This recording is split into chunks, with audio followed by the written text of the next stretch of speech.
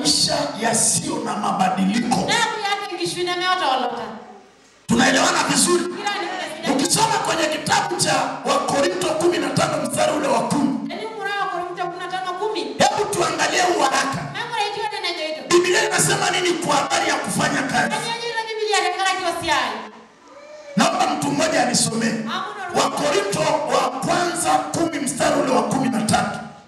Niko kwenye ile hatua ya 3. 15:10. Wakorintho wa kwanza 15 mstari wa 10. Lakini kwa nimekuwa hivi nilivyo, mwambie jirani yako kwa neema ya Mungu. Mwambie basi kwa neema ya Mungu. Mwambie niko hivi nilivyo.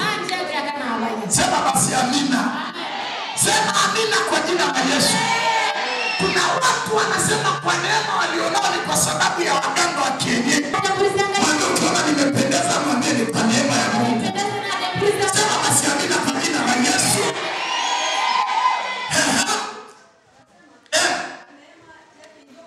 Ni neema yake iliyo kwangu. Ilikuwa sio bure. Sasa angalia, anazungumza nilivyo sio ni kwa neema. Sasa anasema lakini nalizidi sana kufanya kazi kupita wote. Mwambie nako ukifanya kazi kupita wao wote, mwambie utaongeza ujuzi. Sasa basi utaongeza ujuzi. Ukimkuta Paulo alikuwa anazungumza ile andiko haraka kwa Wakorintho, anasema mkiona hivi nilivyo, neema nilionayo iliyozidi imezidi kwa kutokana na kazi niliyoizidisha kufanya. Kama ni kuomba aliomba sana, kama ni kusoma asilisoma sana, kama ni kuhubiri alihubiri sana, kama ni kufanya kazi alifanya sana. Akasema vyote mnavyoviona ni kwa neema, lakini sio neema ya bure. Kuna kitu nilikuwa nafanya. Sema basi nafanya. Sijui kama mmenielewa vizuri kwa jina la Yesu. Ndio maana ukimkuta mtu yoyote aliyefanikiwa, aidha kiroho, aidha kimwili, aidha kwa kitu chochote, kuna kitu alichozidisha kukuzidi. Sema basi kuna kitu alichozidisha kukuzidi. Na hiyo ndio inatakiwa na wewe utafute. Ili ufanyaje? Sema basi ili nizidishe. Sema basi ili nizidishe. Wala si mimi, bali ni neema ya Mungu pamoja nami. Basi kama ni mimi, kama ni wale kuliko ndivyo tuhubiri na ndivyo mlivyo amini. Mwambie jirani yako ukiona neema yoyote iliyozidi kwa mtu, mwambie kuna kazi iko nyuma yake. Sema basi kuna kazi iko nyuma ya hiyo baraka. Sema amina kwa jina la Yesu. Mwambie ukiona kitu chochote kizuri, mwambie kuna nguvu iliyotengeneza. Sema basi amina. Kani ndio baba anataka na Yesu. Kani ndio nisema hivyo. Sema amina.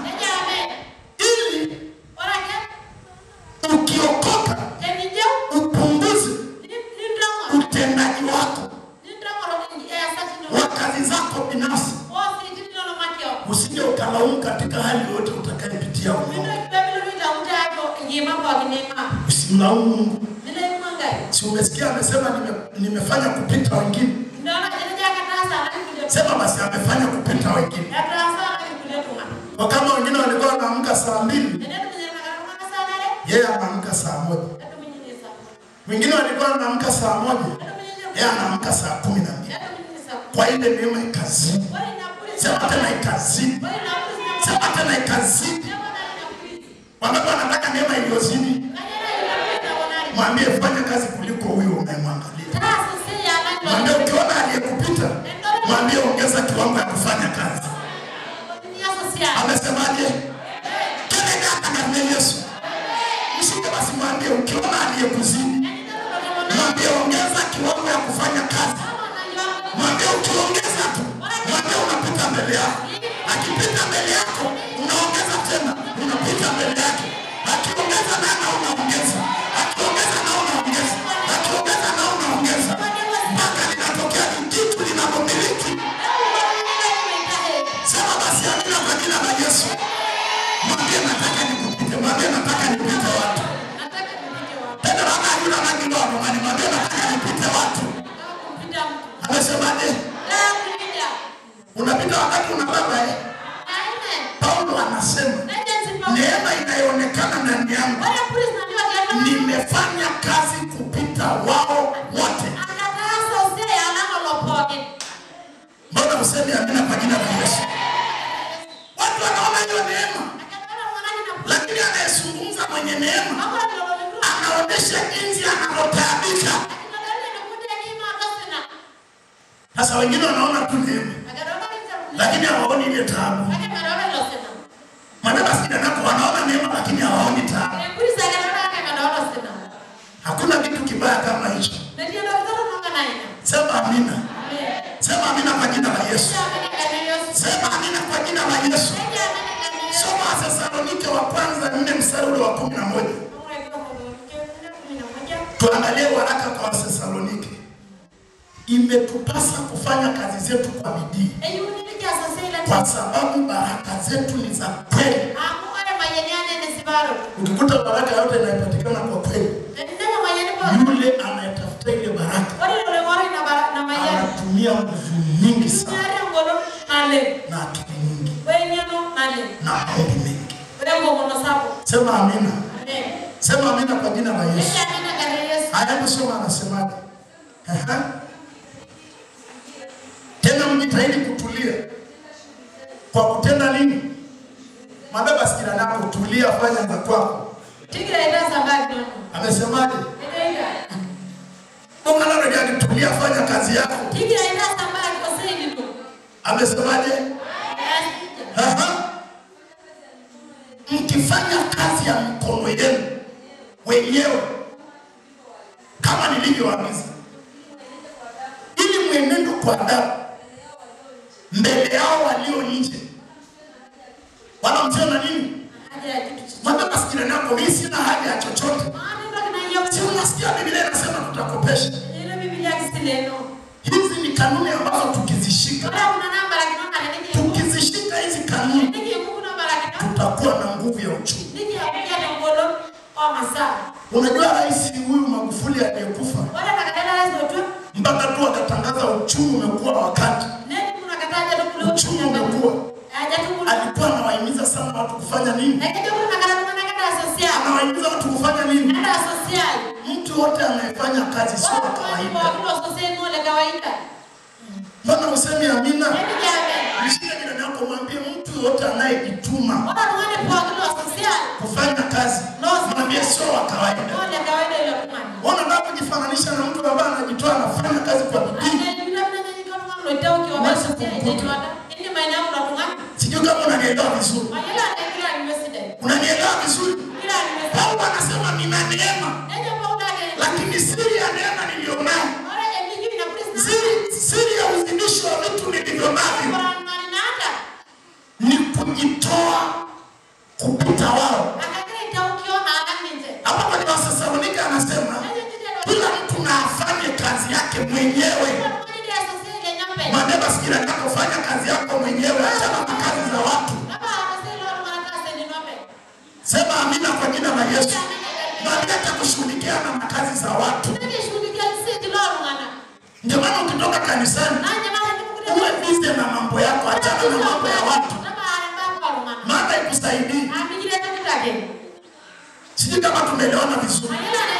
Kuna watu wengi wanashindwa kufanya mambo yao kwa sababu ya watu wanainuka na kushindana nao. Sijui kama unanielewa vizuri. Unakuta watu wanashindana na wewe na unawekeza akili yako yote na nguvu yako huko. Rudisha akili yako, fanya mambo yako mwenyewe. Sema basi amina. Wacha waongee maana watachoka, watalala. Watasema hauna chochote, wataona tu unapeta unadunda. Sema amina. Wataona watu unang'aa. Mama jina nako ataomba ninang'aa. Tena mama yeye kaka hivi. Unafikiri wale watu waliokuwa wanampiga Yesu mpaka wakamtundika? Unafikiri walipata akili kabla Yesu hajakata roho? Yesu alipokata roho, alipoondoka wakasema kumbe alikuwa ni mwana wa Mungu. Huwezi kujua umuhimu wa mtu yoyote unayekaa naye wakati yuko pale. Wasalonike wa pili 3 mstari wa 10. Kuna kitu nataka tuiangalie pale. Alafu kwenye Tito 2 mstari wa 3. Kwa kuwa hata wakati ule tuliokuwako kwenu tuliwaagiza neno hili. Tulipokuwako kwenu tuliwaagiza hili neno. Kwamba ikiwa mtu yoyote hataki kufanya kazi, asile chakula. Umesikia? Yaani tumewaagiza, yaani mmeagizwa kabisa kwa nini? Mshike ile kumwambia ikiwa kabisa hutaki kufanya kazi. Mwambie chakula. Na ukikuta resho wa mtu ambaye hafanyi kazi anakula chakula kingi sana.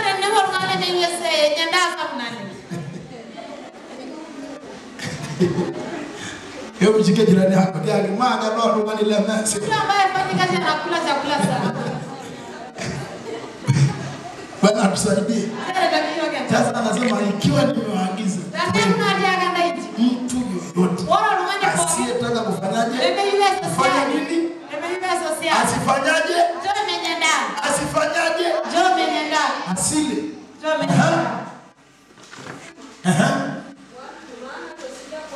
Maana tunasikia kwamba wako watu kwenu waendao bila nini? Taratibu wa kufanya kazi. Hawana shughuli zao nini? Sema basi shughuli zao wenyewe. Tendo na watu si ainope. Wanajishughulisha na mambo ya nini? Ya wengine. Yaani unakuta tu mtu anamsema mtu. Na watu wanayesema kama watu wanaingia kwenye anga na kufanya kazi kwa bidii. Walianza kuonesha mafanikio. Mwambie nako ukishaonesha tu mafanikio. Mwambie kitu cha kwanza. Unang'aa. Sasa uking'aa wanaanza kusema unalinga. Analinga. Ukishaanza kuonesha mafanikio wanaanza kusema ni mchawi, ni mjinga, anajifanya. I say, hebu na jirani yako unaelewa hiyo? Ndio maana ukiingia kwenye mafanikio ukisikia maneno mengi utalia sana. Maana anakuja mwingine anasema wewe ni mchawi. Anakuja mwingine anasema wewe unalinga. Anakuja mwingine anasema siku hizi anajifanya hata ongei na watu. Sasa wewe unajifanya uelewe. Unajifanya ufanyaje? Wakiongea unajifanya hujasikia. Siku moja tulikuwa tunaenda na mtu akawa ananiteta mimi. Wakati ndio mimi. Anataja jina langu. Anasema wewe mchungaji. Kwa hivi na hivi na hivi. Mwambia tu sasa mimi nimehama kwingine. Na tafakari neno. Baadaye tulipoachana aliponikuta mahali akashtuka. Wacheni kuogopa maneno ya watu. Mwambie ninakuacha kuogopa maneno. Mshike basi mwambie wacha kuogopa maneno. Uwe hodari katika kukinga maneno ya watu kwa jina la Yesu. Watu peyo neema. Sana tunakulisanga na Yesu. Umeelewa kitu ninachokuambia? Sikiliza maneno. Utapoteza muda. Ni kama tule mtu unakuta anafanya kazi, anaongea na mtu alafu ananyamaza. Mtu anakusukumia maneno na nyamaza, unaacha kazi yako. Endelea na kazi yako, unaitika kazi inaenda. Mshike basi mwambie sio unaongea na mtu. Kama ulikuwa unapalilia unanyamaza. Kama ni masaa mawili hujafanya kazi. Chapa kazi mwambie shida. Ndio hivyo. Tumeelewana vizuri? Maana kuna watu mimi nimeona kuna watu wana uzembe fulani. Anazungumza na watu wanaacha kazi ambayo usiache kwa jina la Yesu. Endelea na mambo yako. Kwani yale yanakusaidia nini mnazungumza? Ndio unafanya ndio inakusaidia. Tumeelewana? Sema amina kwa jina la Yesu. Sasa anasema watu wameenda pasipo na utaratibu, ambao hawafanyi kazi yao wenyewe, wanashughulika na mambo ya watu wengine. Malizia. Tuwaagiza hao na kuwaonya katika Bwana watende kazi kwa utulivu na kula chakula chao nini? Mwambie ndio kula chakula chako. Sema basi amina. Na kula chakula chao wenyewe.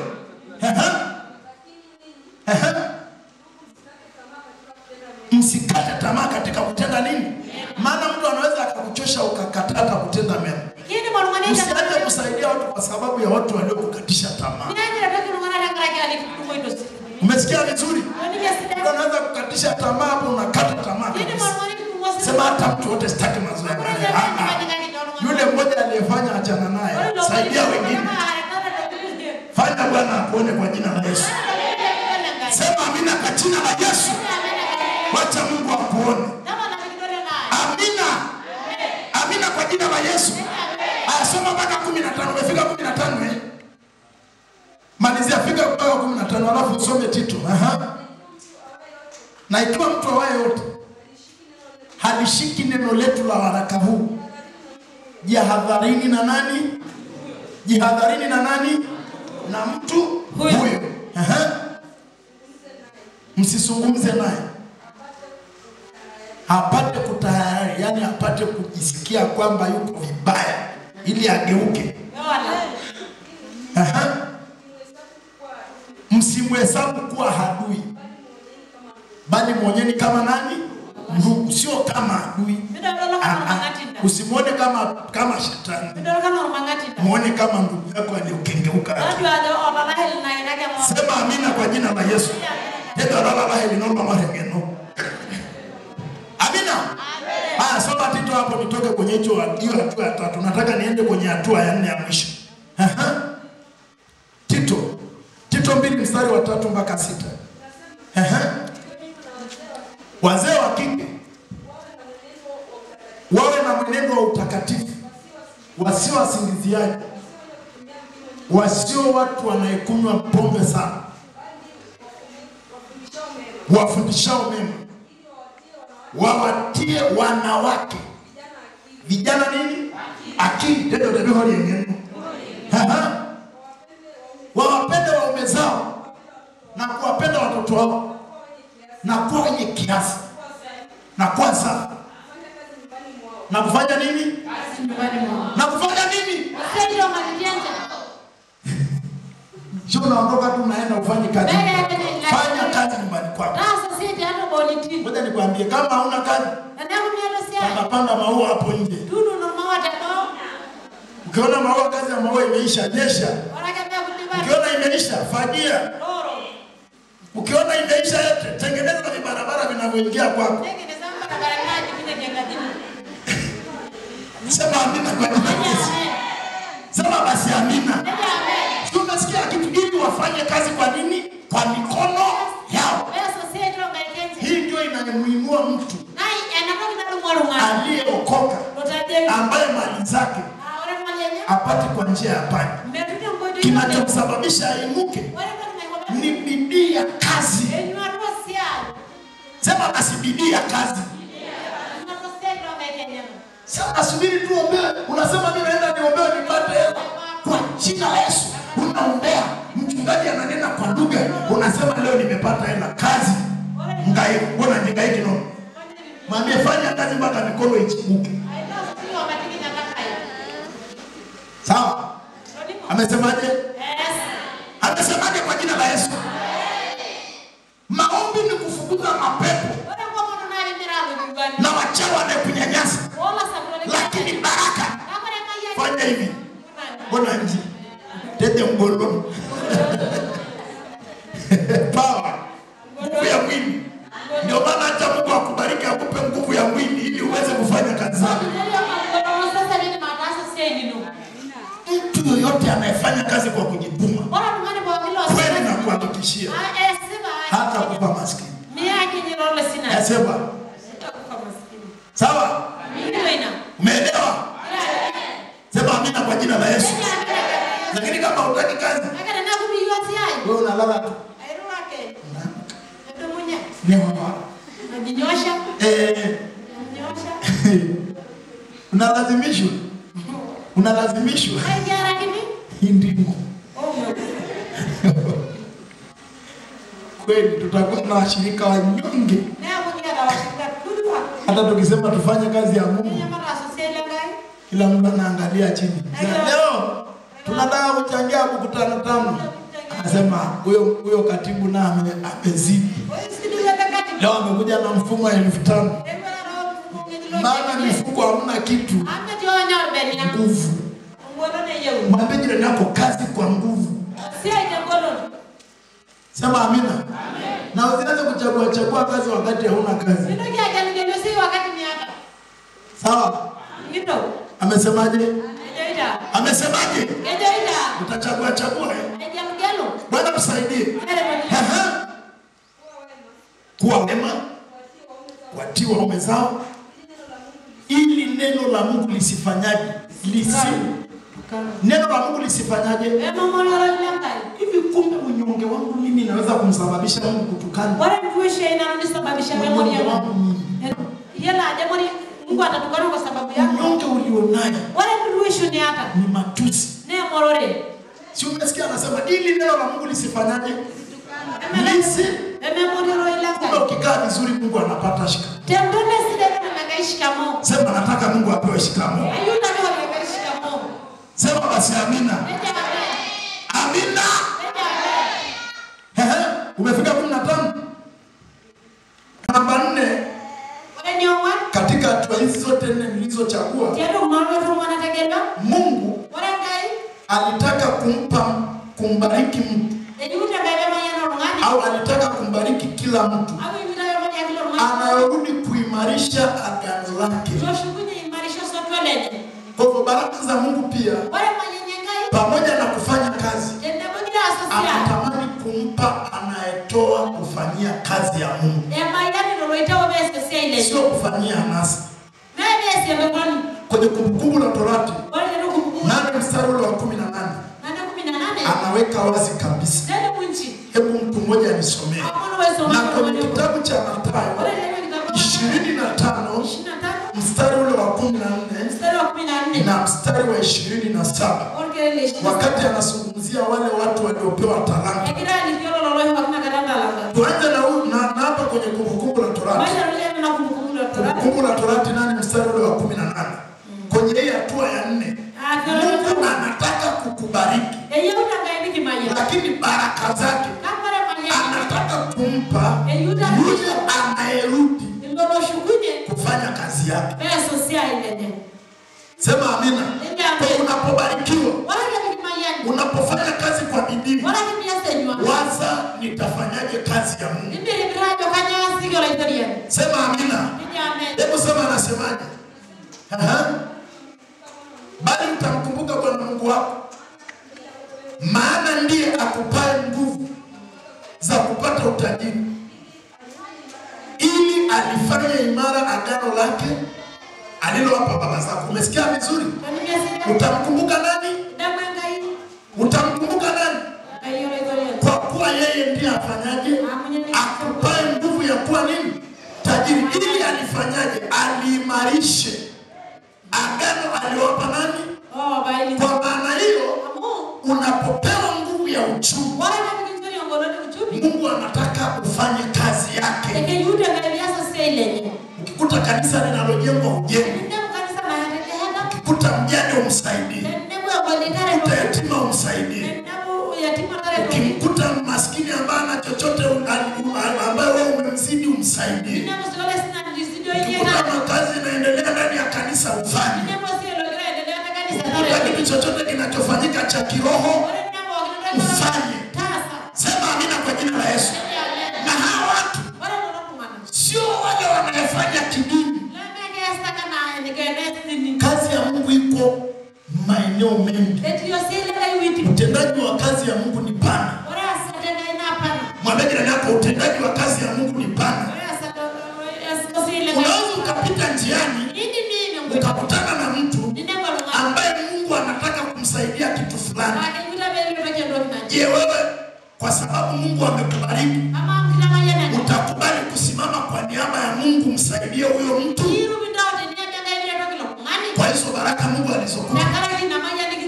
Unaweza ukakuta kazi ya Mungu iko mahali Mungu anataka ifanyike, lakini wewe sasa hiyo ndio una nguvu, uko tayari kuifanya.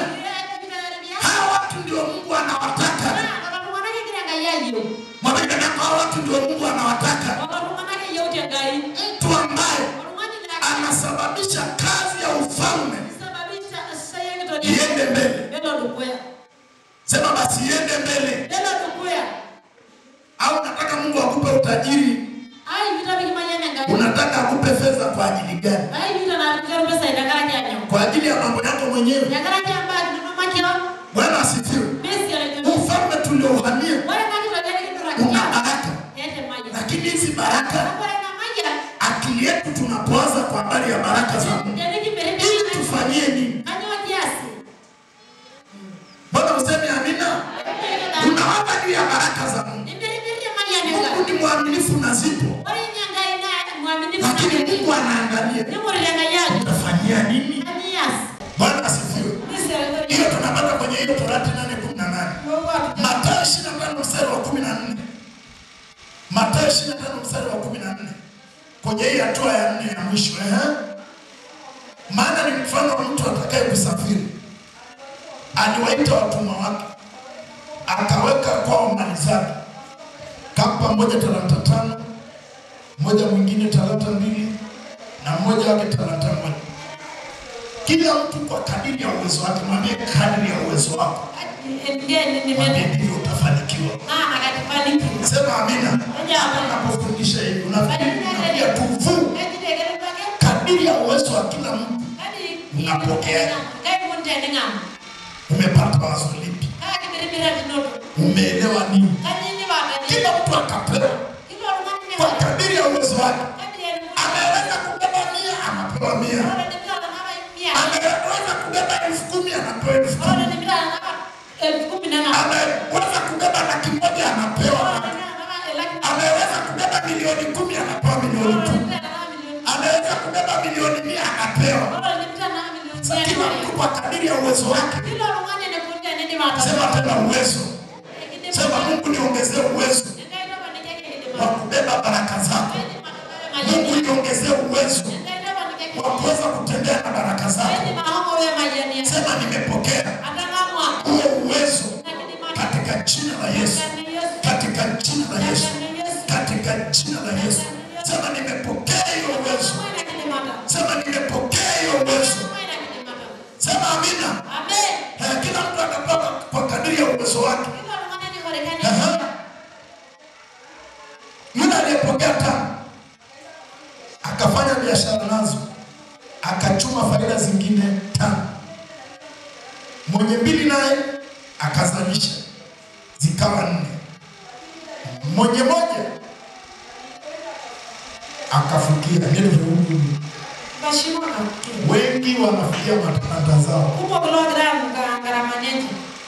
Badala ya nakataa ya kufikia.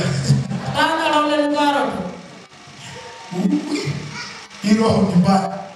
Shikwa.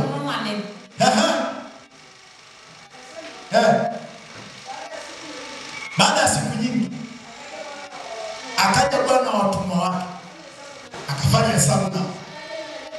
Akaja yule aliyepokea talanta 5, akatoa zingine 5. Akasema, Bwana uliweka kwangu talanta 5. Tazama zingine nimezizalisha. Bwana wake akamwambia, tumwa mwema na mwaminifu. ulikuwa mwaminifu kwa machache, takuweka juu ya nini? Maana kuna mtu sio mwaminifu kwa machache, unasubiri upewe mingi. Uaminifu inaanza chini kwenda wapi? Inaanza chini kwenda wapi? Mtu anasema mimi siwezi kumheshimu Mungu kwa fungu la 10 maana pesa ninapata ni shilingi 500. Ndio 200 tu. Haina sababu.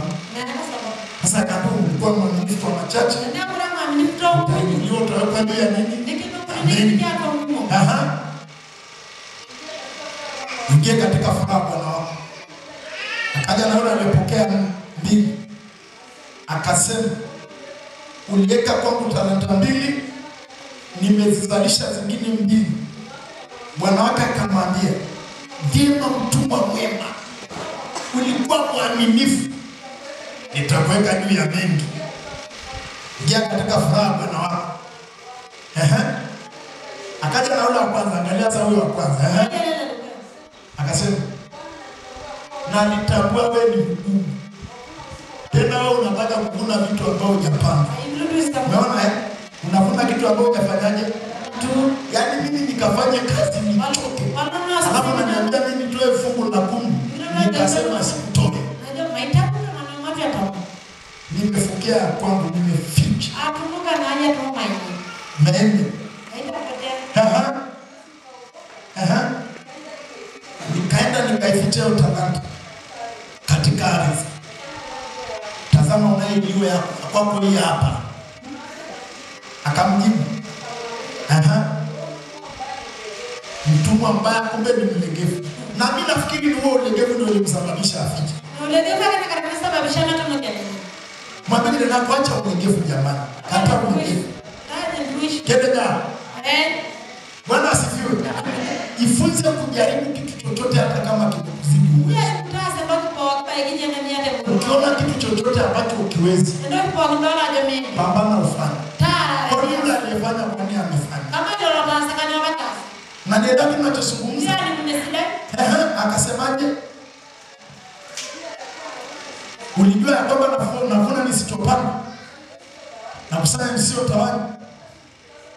Ili kupasa kuweka fedha yangu kwa watu ni jamani, kwa watu ni bwana mnyamaza tena na hapo ilipa. Umeelewa? Mahali inayowekwa inarudi kufanya kitu. Mungu anataka kukupa fedha, lakini anataka ufanye kazi yake popote duniani. Sema popote duniani. Tena ile yote. Sema amina kwa jina la Yesu. Nikija nyumbani nipate iliyo yangu kwa faida yake. Mnyang'anyeni talanta hiyo, mpeni yule alionazo talanta 10. Kila mwenye kitu atapewa na kuongezewa tena. Asiye na kitu wingi kama mama ndiye taniacha kwa kila mwenye kitu anafanyaje? Na kila ambaye hana. Ndio maana leo mtu mwenye mtaji wa kufanya kazi, mambo ya hela kwake ni rahisi. Yote mwenye kitu ni rahisi kupata. Mungu ambaye hana ni ngumu. Mbona msemi yeye? Anaelewa nje. Wewe unashinda mtu mwenye kitu anaye. Kuna mtu leo anaweza kukaa tu hapa, anaagiza shamba lake lilimwe Simanjiro. Tena anapiga simu chumbani wakati amelala kwenye kitanda. Zaro. Jambo. Naendeleaje? Unaona ile shamba iliyoko upande huu na upande huu? Weka direct. Pesa hiyo natuma sasa hivi. Anaingia kwenye simu. Analima ekania. Amelala kitandani. Wewe kama una mpaka ujape miguu mpaka Simanjiro, atandike na mkono. Kila mwenye kitu anafanyaje? Anaongezewa. Sasa tengeneza mazingira ya kuwa na kitu uongezewe. Fanya hivi kwa jina la Yesu kama tuko sawa. Hao ndio kuna watu wanafanya kazi zao wakati wamelala. Unjui? Mungu akupe hiyo neema ufikie hapo. Ayo ndio ndio fanya hivi na hivi. Nenda pale sokoni ninunulie ng'ombe 20. Peleka kule machungani. Wapige picha ulete nione picha yako. Unaingia. Mwenye kitu atafanyaje? Sasa wewe kwa sababu unataka kukaa kwenye ufalme. Jifunze kutembea na ufalme. Sababu nasema wajawi. Yatakukuta. Wachawi. Wameloga, wameua. Wamemaliza watu. Sababu anapepea. Pambana. Mama yule anapopambana. Ili miaka miwili ijayo na uweze kuonekana ulimwengu wa wanadamu. Sema basi ulimwengu wa wanadamu.